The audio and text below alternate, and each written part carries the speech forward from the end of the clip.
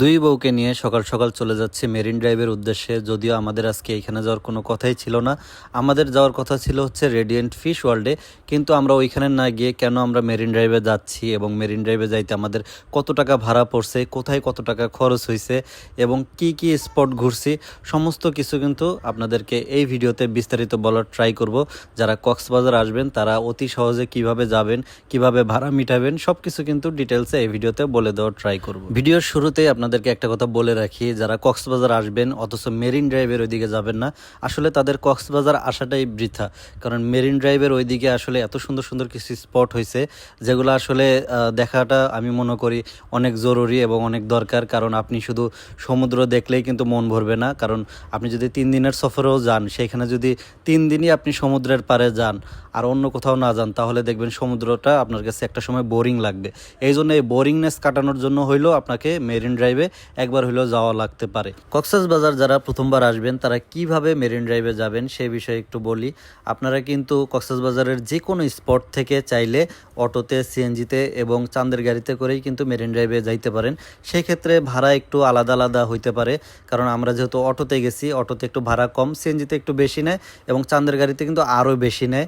বিশেষ করে যারা গ্রুপিং করে আসেন কক্সবাজার, তাদের জন্য চাঁদের গাড়িটা ঠিক আছে এবং চাঁদের গাড়িতে করে কিন্তু মেরিন ড্রাইভের ভিউটা আরও বেশি সুন্দর লাগে।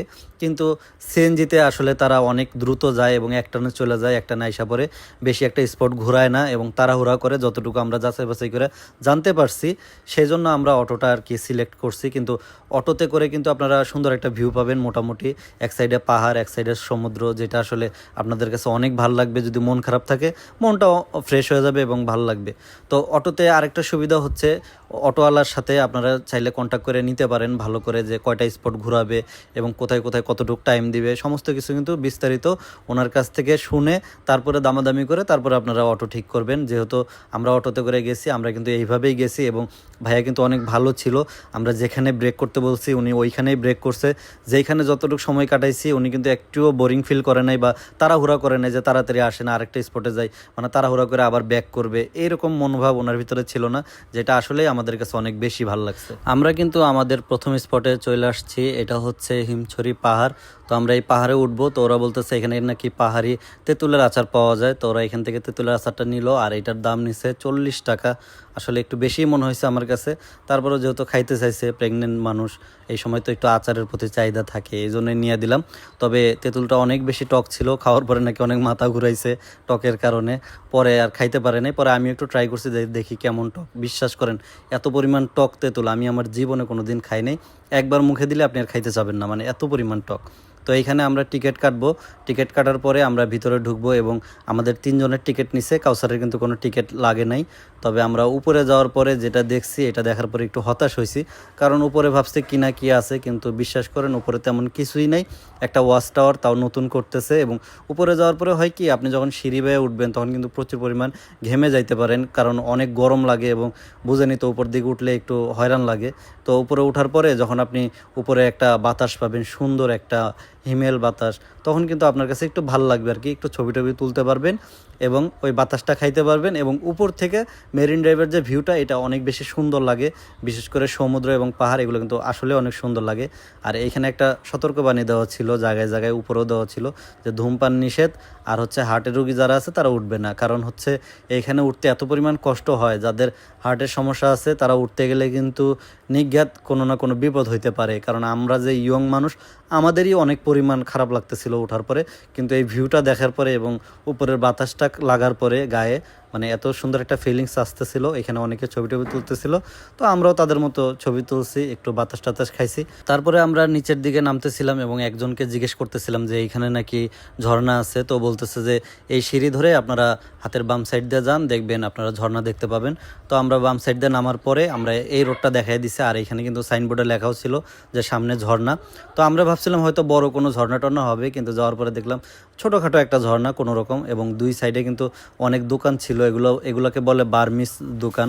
মানে এখানে বিভিন্ন ধরনের কক্সবাজারের কিছু আইটেম পাওয়া যায় এবং অন্য অন্য আইটেমও পাওয়া যায়, যেগুলো আপনারা ঢাকাতেও পাবেন। বিশেষ করে এই যে ব্যাগ, মাথার টুপি, এগুলা, তারপরে কিছু ঝিনুকের মালা টালা, চুরি টুরি, অনেক কিছুই ছিল। তো আমরা এই রোড ধরে আসার পরে আমরা সামনে একটা ঝর্ণা দেখতে পাই, তবে ঝর্ণার ওইখানে কিন্তু যাওয়া নিষেধ। হ্যাঁ, একবারে কাছে যাওয়া নিষেধ। এই জন্য আমি একটা বোতলে করে ঝর্ণার পানি নিতেছিলাম, যে এটা আমি স্মৃতি হিসাবে রাখবো বোতলে করে, যে আমি ঝর্ণার পানি আনছি মেরিন ড্রাইভ বা কক্সবাজারের ওই দিক থেকে।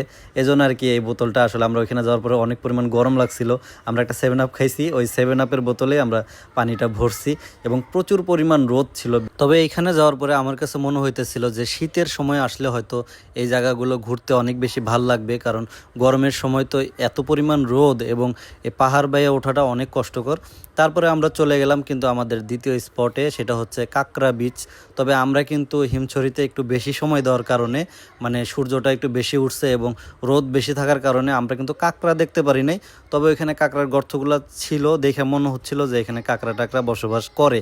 এবং এই বিচটা পুরোটাই হচ্ছে আপনার কাঁকড়া দিয়ে ভরা। আপনারা দুই সাইডে, যে আমরা যে হাঁটতেছি এইখানেও কিন্তু ছোট ছোট আমরা কাঁকড়া দেখতেছিলাম, বিশেষ করে লাল কাঁকড়াগুলো কিন্তু এখানে বসবাস করে। এই যে গর্তগুলো দেখতেছেন, এগুলোর ভিতরেই লাল কাঁকড়া থাকে, আপনারা অনেক ভিডিওতেই দেখছেন।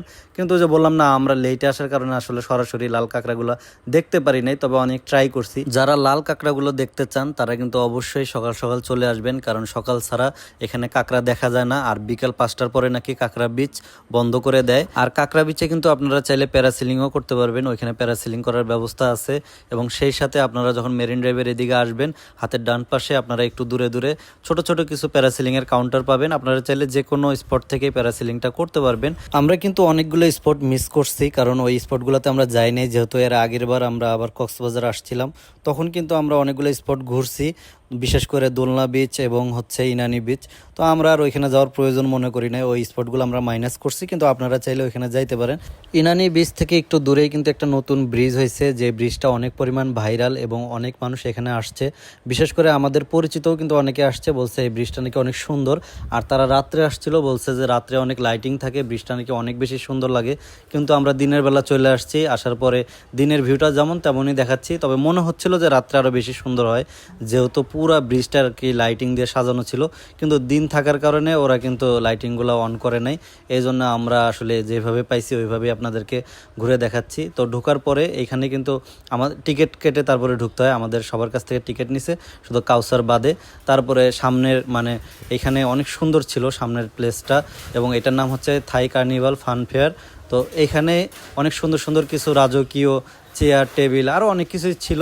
তো আমরা এখানে বসতেছিলাম, বসার পরে একটু রেস্ট নিলাম, যেহেতু অনেক পথ জার্নি করে এখানে আসছি।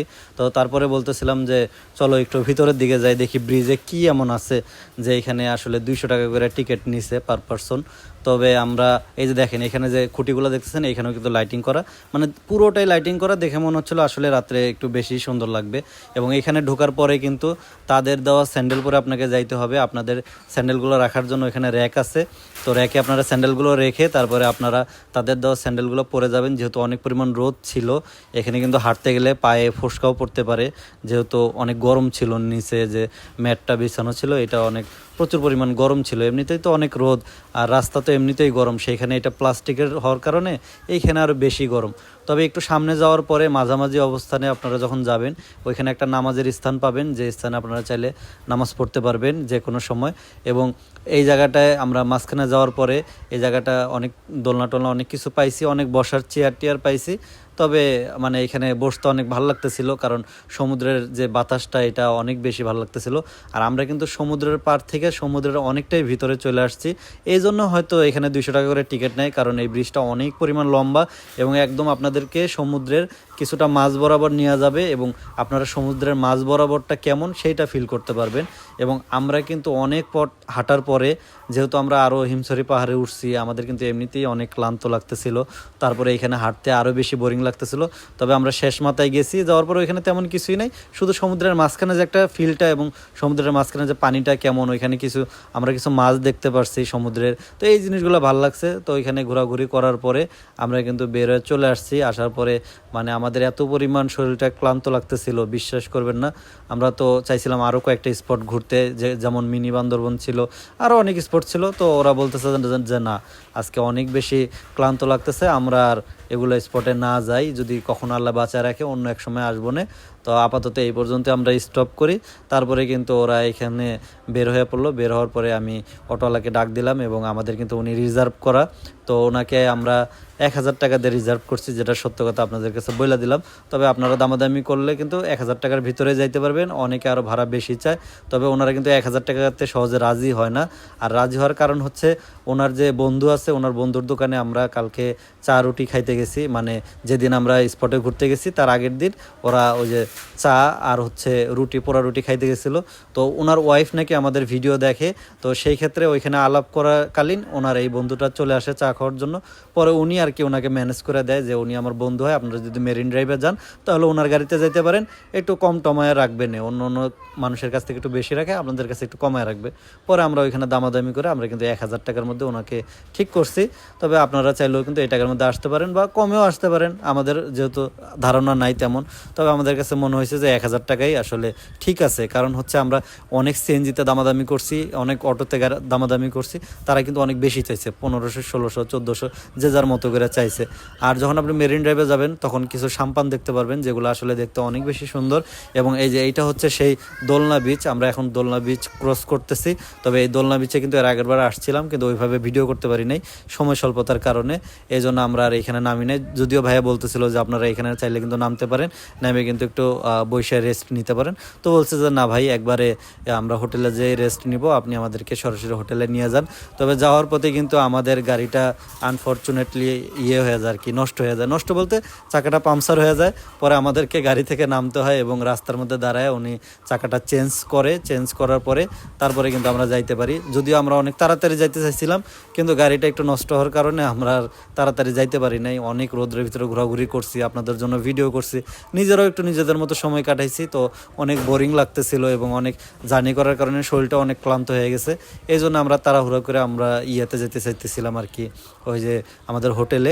কিন্তু আমরা হোটেলে এই জন্য যেতে চাইতেছি যেহেতু আমরা কালকে আরেকটা স্পটে যাওয়া লাগবে, রেডিয়েন্ট ফিশ ওয়ার্ল্ড। সেইখানেও আমরা ভিডিও করছি, অনেক ভিডিও করার পরে তারপর ওইখানেও ঘোরাঘুরি করছি। তো এগুলো তো দেখাইতে হবে।